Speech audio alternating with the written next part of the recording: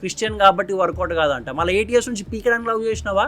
But చక్రపాణికి తెలియని విషయం ఏంటంటే నువ్వు రిలీజన్ అనే థింగ్ 8 years నుంచి లేనిది పెళ్లి చేసుకుందాం ఇక అనేసరికి ఈ అమ్మాయి ఎందుకు తీసుకొచ్చింది ఆ ఫ్యాక్టర్? జస్ట్ చక్రపాణిని వదిలించుకోవడానికే. ఆ మెసేజ్ అయితే పెట్టిందో చక్రపాణికి, నాకు 2-3 ఒక్కసారి సెక్స్ కావాలని సిగ్గు శరం ఉండాలి.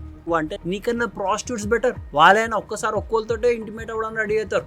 2-3 కావాలంట. నాకు అర్థమైతే హిందూ అమ్మాయిలకి ఏమైంది? లివ్ ఇన్ రిలేషన్షిప్ కావాలంటారు, రిలేషన్షిప్ లో ఉన్నవాడిని కుడిపేస్తున్నారు, హస్బెండ్లను చంపేస్తున్నారు. ఇవన్నీ ఎందుకు అవుతున్నాయి? హిందూస్ లో మెన్స్ ఉమెన్స్ కి సపోర్ట్ చేస్తున్నారు అనేనా? సపోర్ట్ చేయకుండా మేము కూడా ఇస్లాం ఫాలో అయ్యే వే ఫాలో అయితే ఇవన్నీ నడుస్తాయా మీ కథలన్నీ? ఇంత ఘోరమైన పరిస్థితి అది. 8 years నుంచి నా పిల్ల అనుకొని బతికేటోడు అలాంటోడికి వేరేతోటి ఇంటిమేట్ అవుతూ ఆ పిక్స్ ఇన్ని పెట్టిందంటే చక్రపాణి హార్ట్ ఎంత బ్రేక్ డౌన్ అయిపోవాలి, మెంటల్ గా ఎంత లోకి వెళ్ళిపోవాలి. అసలు యాక్ట్ ఎట్లా చేయబుద్ది అయింది నాకు అది అర్థమైతే. అమ్మాయి అయి ఉండి మళ్ళీ హిందూ అయి ఉండి లైఫ్ ఎథిక్స్ వాల్యూస్ తెలిసిన అమ్మాయి అయి ఉండాలి. ఇంకా హిందూ అయితే ఆయన అబ్బాయిలను ఒక క్వశ్చన్ అడుగుతారే, మీరు ఇమోషన్స్ పెట్టుకోవద్దురా, ఎందుకు పెట్టుకుంటున్నారా మీరు ఇమోషన్స్? అసలు ఇమోషన్స్ ఉండొద్దు ఈ ప్రజెంట్ జనరేషన్ లో. ఇమోషన్స్ ఉంటే నీకు కుడిపడానికి ఫస్ట్ ఉంటారు. అండ్ ఒక అమ్మాయి కోసం ప్రాణాలు వదిలేదు. అరే అమ్మా నాన్న కోసం ప్రాణాలు వదిలినా, దేశం కోసం ప్రాణాలు వదిలినా, నీ ధర్మం కోసం ప్రాణాలు వదిలినా సరే నీకు మంచి వాల్యూ ఉంటుంది.